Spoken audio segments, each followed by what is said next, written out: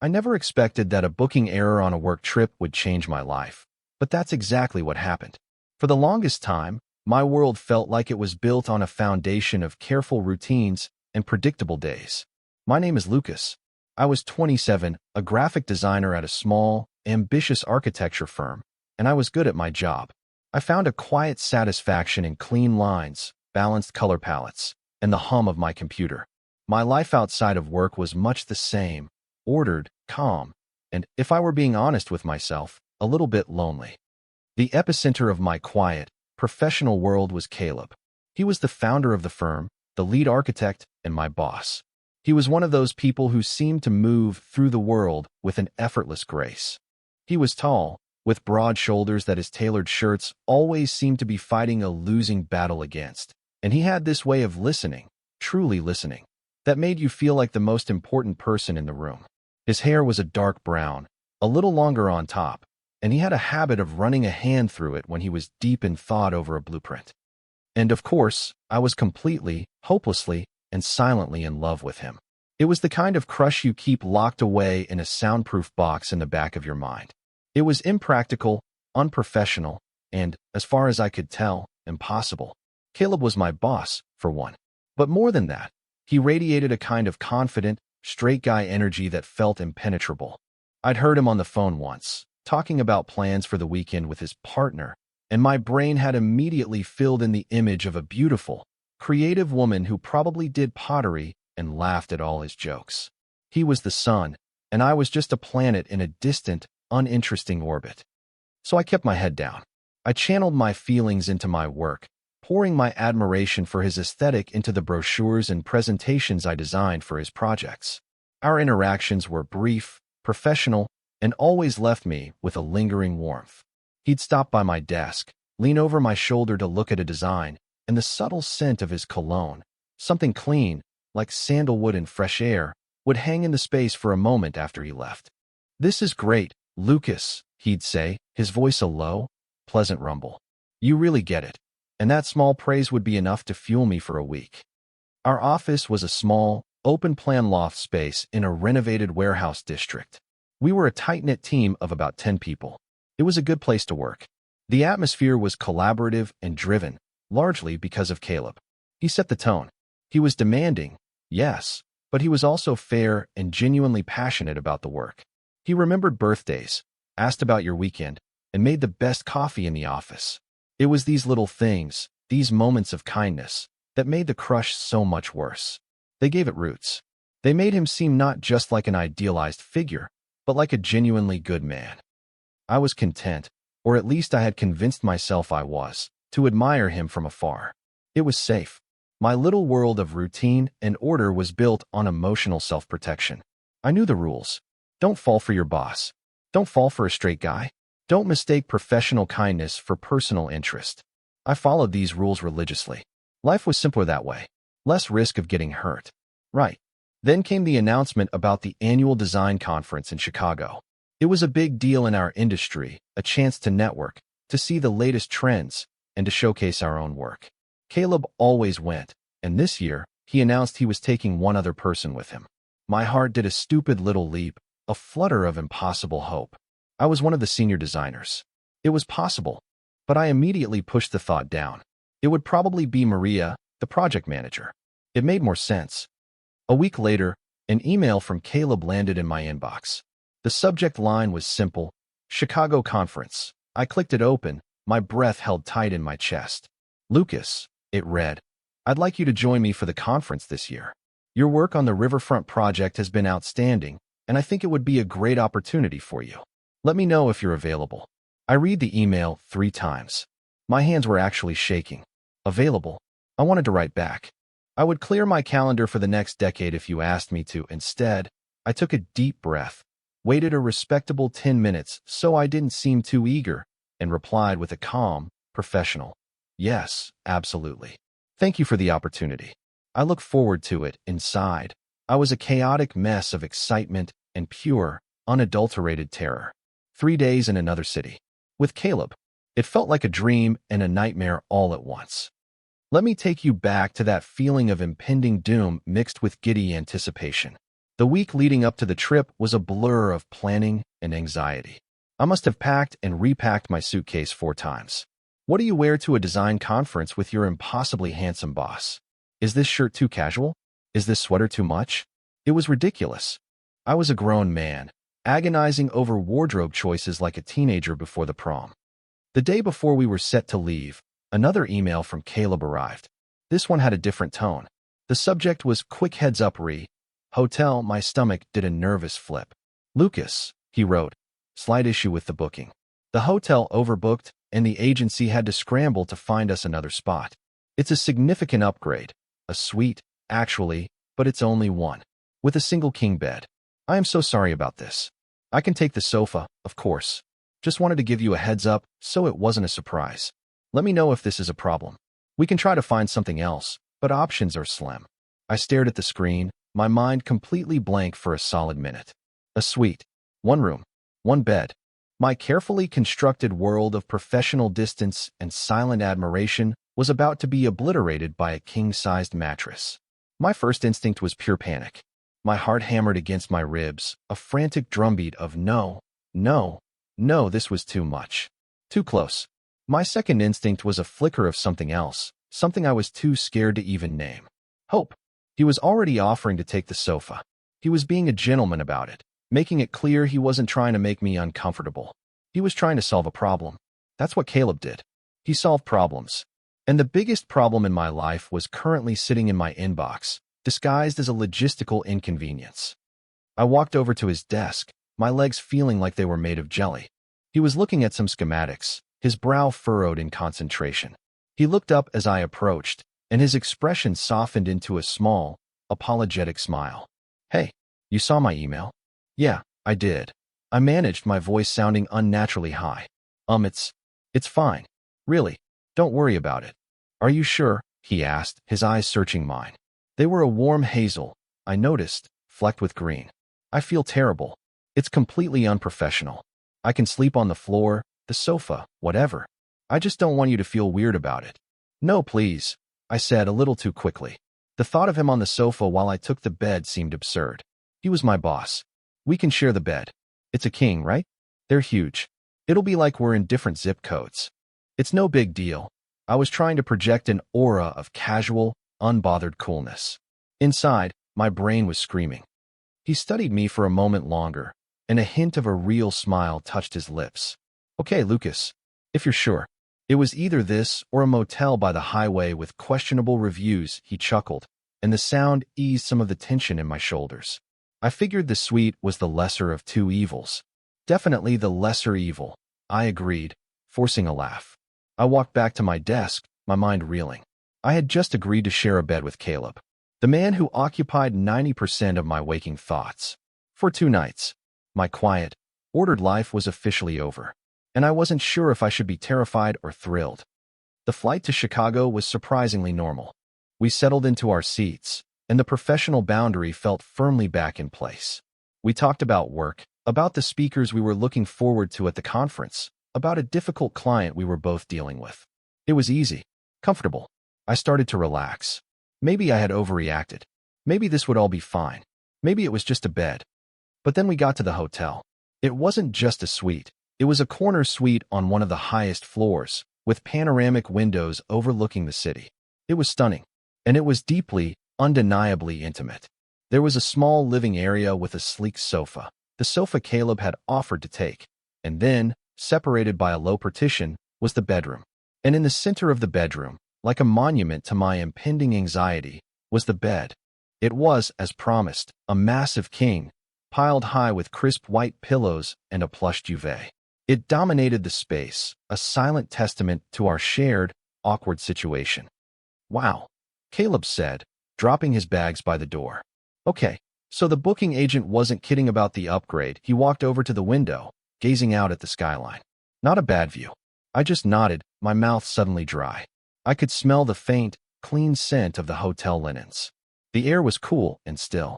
All I could think about was the fact that in a few hours, we would both be in that bed. The thought sent a jolt of pure electricity through me.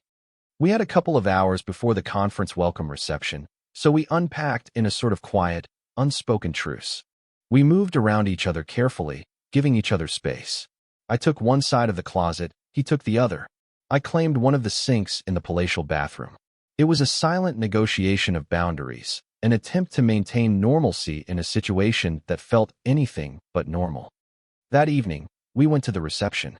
It was a blur of faces, handshakes, and industry small talk. I watched Caleb work the room. He was magnetic. People were drawn to him. He spoke with a quiet confidence, laughed easily, and remembered names from conferences years ago.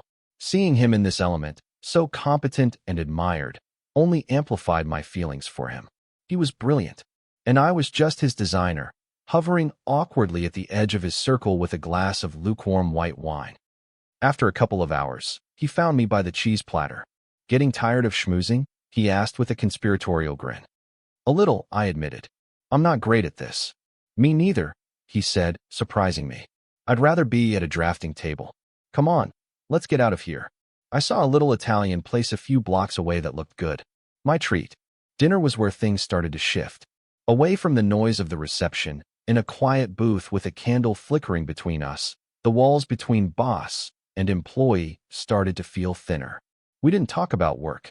Instead, he asked me about my family, where I grew up, how I got into graphic design. He listened with that same intense focus he gave to his blueprints, and I found myself opening up in a way I never had before. I learned things about him, too. I learned he had grown up in a small town, that his father was a rigid, pragmatic engineer who never understood his son's artistic ambitions. He wanted me to join a big corporate firm, Caleb explained, swirling the wine in his glass. He saw what I was doing, starting my own small company, as a failure, a hobby. But it's not, I said immediately. What you've built is incredible. The work we do, it matters.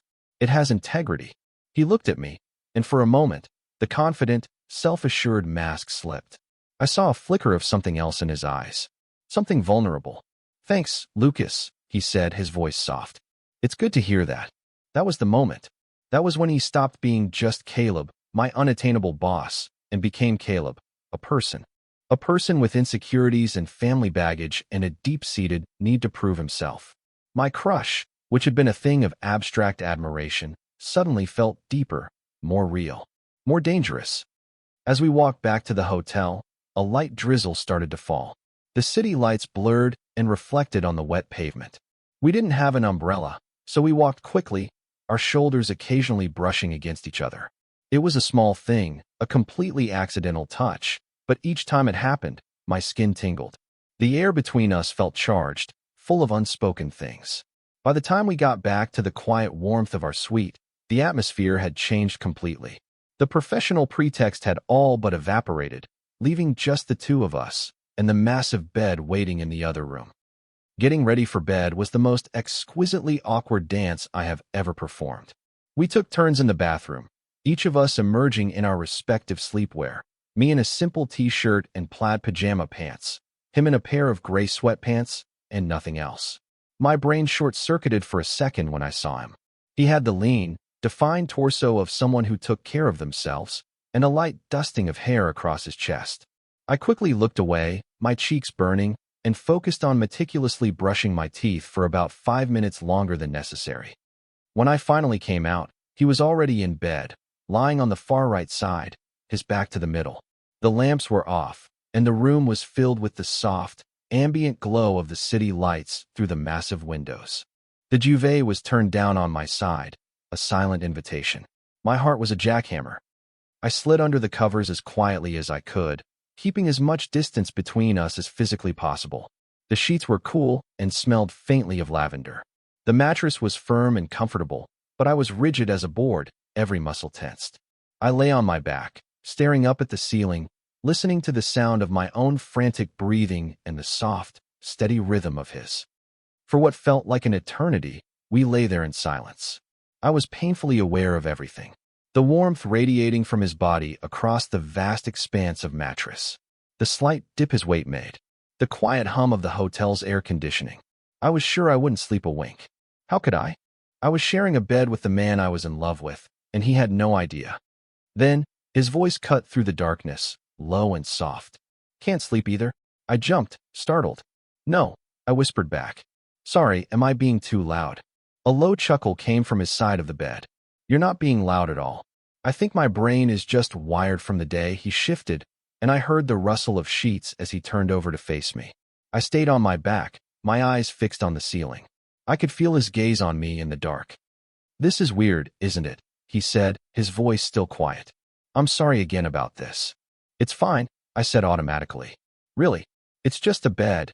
Even I didn't believe the words as they left my mouth. He was quiet for a moment. Then, for what it's worth, I'm glad it was you I had to bring on this trip. You have a really good eye. You make my work look better than it is. My heart swelled at the praise. It felt different from the compliments he gave me at the office. More personal. I just try to do justice to the designs, I mumbled. They're brilliant to begin with. We make a good team, he said.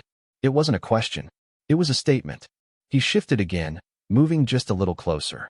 The space between us, which had felt like a continent, now felt like a small island.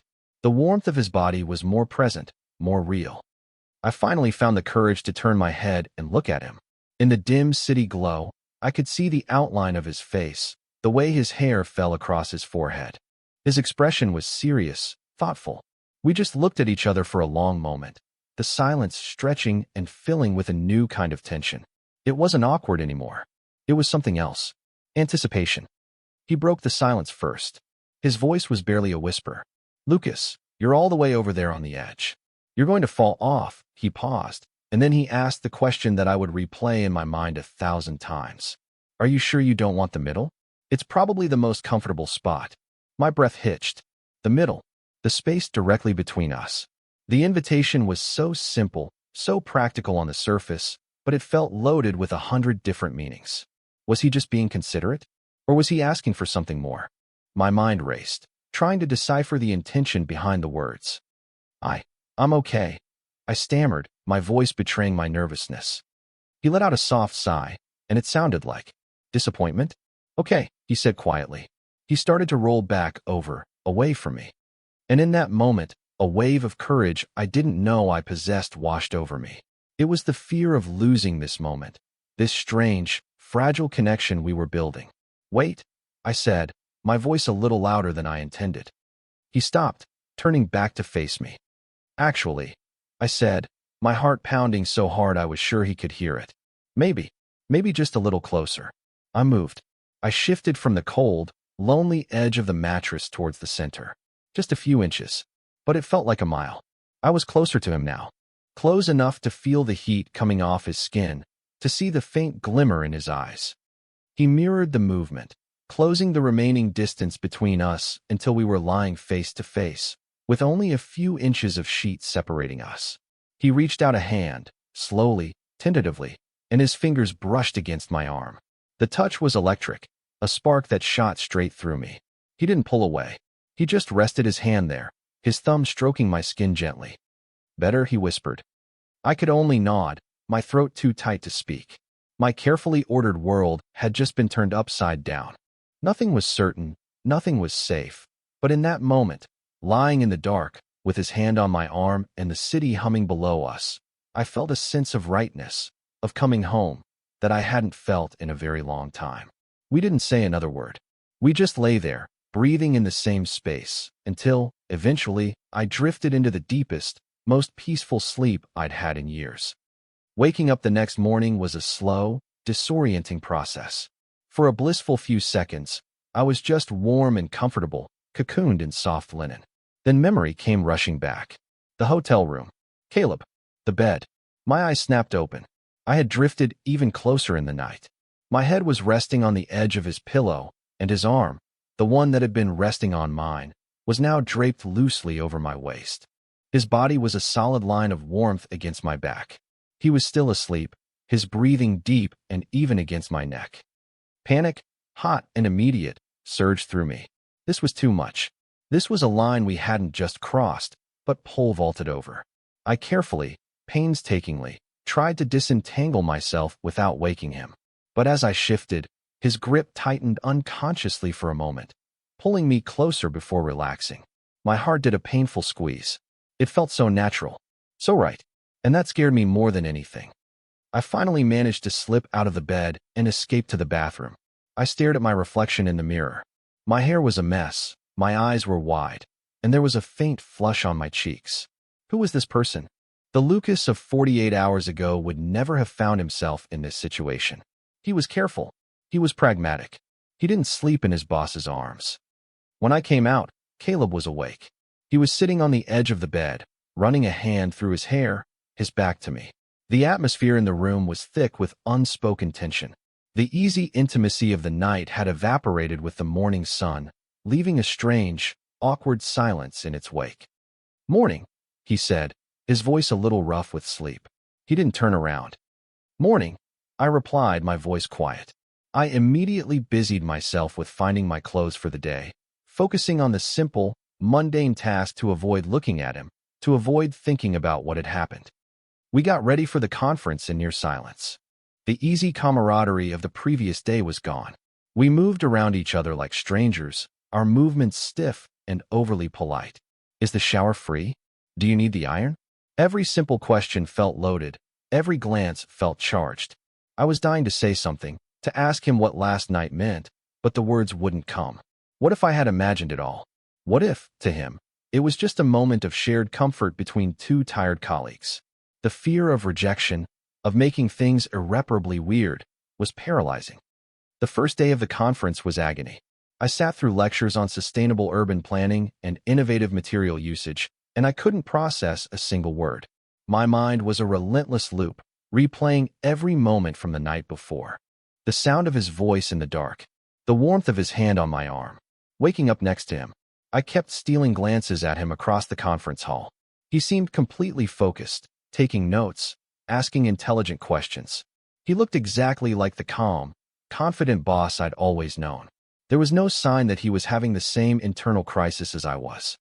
And that was the worst part. The uncertainty. My hope and my anxiety were at war inside me. One part of my brain was whispering that something had fundamentally changed between us, that the connection I felt was real. But the louder, more insistent part was screaming that I was a fool, that I had misread everything, that he was just being nice, and I had projected all my own feelings onto a simple act of kindness. "This is what you get for breaking the rules," it seemed to say. By the time the day's sessions ended, I was emotionally exhausted. The thought of going back to the hotel room, back to that charged silence, was almost more than I could bear. There was a networking dinner that evening, and I was secretly grateful for the buffer it would provide. More people, more noise, less chance for the deafening silence to take over. At the dinner, we ended up at different tables. I watched him from across the room, laughing at something an older architect was saying. He looked relaxed, happy. He didn't look like a man who was on the verge of a complicated, potentially job-ending romantic entanglement. He just looked like Caleb. And I felt a familiar pang of loneliness, of distance. Maybe it really was all in my head. When we finally returned to the suite late that night, the tension was back, thicker than ever. I went straight to my side of the closet to get my pajamas, desperate to just get into bed and pretend to be asleep. To just get through this one last night. "Lucas," his voice stopped me. I turned around. He was standing by the window, looking out at the glittering city lights, but he wasn't really seeing them. His hands were shoved in his pockets, and his shoulders were tense. "We need to talk," he said, his voice low. "About last night." My stomach plummeted. Here it comes, I thought. The "let's pretend this never happened" speech. The "I'm sorry if I gave you the wrong impression" conversation. I braced myself for the impact. "Okay," I said, my voice barely a whisper. He turned away from the window to face me. For the first time since I'd known him, Caleb looked nervous. Genuinely, profoundly nervous. His usual confidence was gone, replaced by an unsettling vulnerability. "I haven't been honest with you," he started, taking a step closer. "And I'm sorry for how weird I've been all day. I've just been trying to figure out how to say this." He took a deep breath. "The hotel booking. It wasn't a mistake." I stared at him, my mind struggling to process his words. "What? What do you mean?" "I mean, I told the booking agent to get us one room," he said, his gaze fixed on mine. "I told her to tell me they were overbooked and that the only thing available was a king suite. I engineered this whole situation. Of all the things I had expected him to say, that was not one of them." I was speechless. My brain was trying to connect the dots. He had planned this? The suite? The one bed? What? Why? I finally managed to ask, the word catching in my throat. He took another step closer. We were only a few feet apart now. Because I'm a coward, he said, a self-deprecating smile touching his lips. Because I've wanted to get to know you outside of the office for months now. I see the way you look at the designs, the way your mind works. You're brilliant, and you're kind, and I'm incredibly attracted to you, Lucas. My heart stopped. It just stopped beating for a second. He said it. He actually said the words I had only ever dared to dream about. But you're my employee, he continued, his voice earnest. And the last thing I ever wanted to do was make you feel pressured or uncomfortable. I couldn't just ask you out. It felt wrong. So I came up with this ridiculous, convoluted plan to just create an opportunity.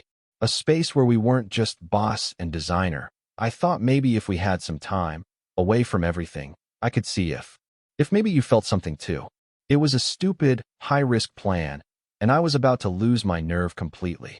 He looked at me, his eyes full of hope and fear. When you moved closer to me in bed last night, that was the bravest thing I've ever seen. A wave of pure, unadulterated relief washed over me, so powerful it almost made my knees buckle. It wasn't in my head. It was real. All of it. The tension, the connection, the unspoken something that had been humming between us. I thought I was imagining things, I confessed, a shaky laugh escaping me. I've had a crush on you since my first day. I thought you were. I heard you on the phone talking about your partner. I just assumed. He shook his head, a genuine smile finally breaking through. My ex-partner, David. We broke up over a year ago. It was not a good ending. He closed the remaining distance between us, standing so close I could feel the warmth from his body. There's no one else, Lucas. There hasn't been, for a long time. He reached out, his hand gently cupping my jaw. His thumb stroked my cheek, and I leaned into his touch, my eyes fluttering shut. This was real. This was happening. So, he whispered, his voice thick with emotion. Am I completely out of line here? Or did I read things right last night? I opened my eyes and looked at him. I didn't need words.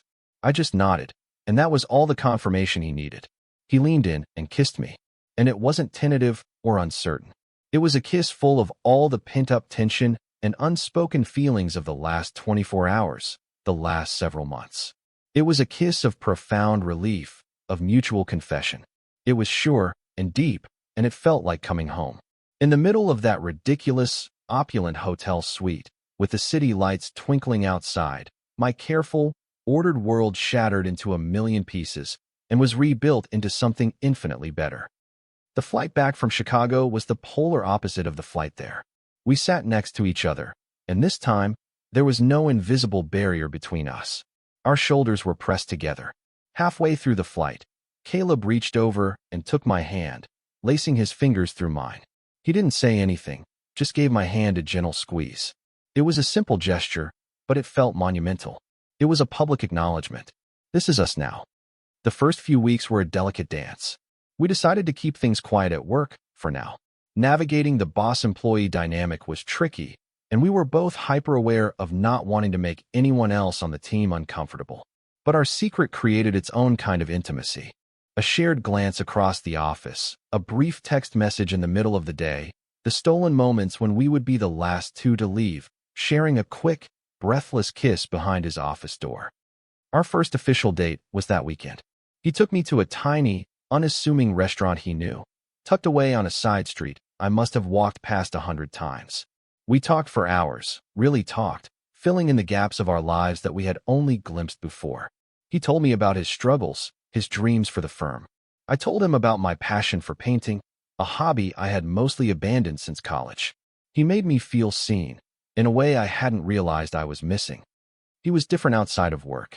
The confident, authoritative shell he wore as a boss peeled away to reveal someone softer, funnier, and occasionally, just as anxious as I was. There was a gentle, thoughtful side to him that I was falling for more and more each day. He would show up at my apartment door with coffee just because he was in the neighborhood. He'd remember a random comment I made about a book I wanted to read and buy it for me. It was in these small, quiet moments that our connection deepened, weaving itself into the fabric of our everyday lives. About 2 months after Chicago, we were lying in bed in my apartment on a lazy Sunday morning. The sun was streaming through the blinds, casting stripes of light across the duvet. We had spent the morning reading, drinking coffee, and just enjoying the comfortable silence. I was propped up on my pillows, and he was lying with his head in my lap, idly tracing patterns on my knee with his finger. It was one of those perfectly peaceful moments that feels like a gift. He tilted his head back to look up at me, a playful glint in his eye. "You know," he said, his voice a low rumble, "this bed is a little small. I feel like I'm always on the edge." I laughed, running my fingers through his hair. "Is that so?" "It is," he said, his expression turning mock serious. "Are you sure you don't want to take the middle? It's probably the most comfortable spot." I looked down at him, my heart filled with a warmth that had nothing to do with the morning sun. Our inside joke. A callback to the night that had changed everything. The ridiculous, terrifying, wonderful night that had started with an apology and a lie, and ended with a quiet truth in the dark. "I think," I said, leaning down to kiss him softly, "that wherever you are is the middle. That's the most comfortable spot. It's funny, isn't it? How life works. You spend so much time building walls to protect yourself, creating routines to keep the world predictable and safe. You convince yourself that you're content with admiring things from a distance. You accept the space between what you have and what you secretly long for. But sometimes, all it takes is one person who is brave enough, or maybe just crazy enough, to manufacture a situation to close that distance. All it takes is a shared hotel suite, an awkward conversation in the dark, and the courage to move just a few inches closer to the center. And you realize that the greatest risks aren't about what you might lose, but about what you might miss out on if you never dare to find out.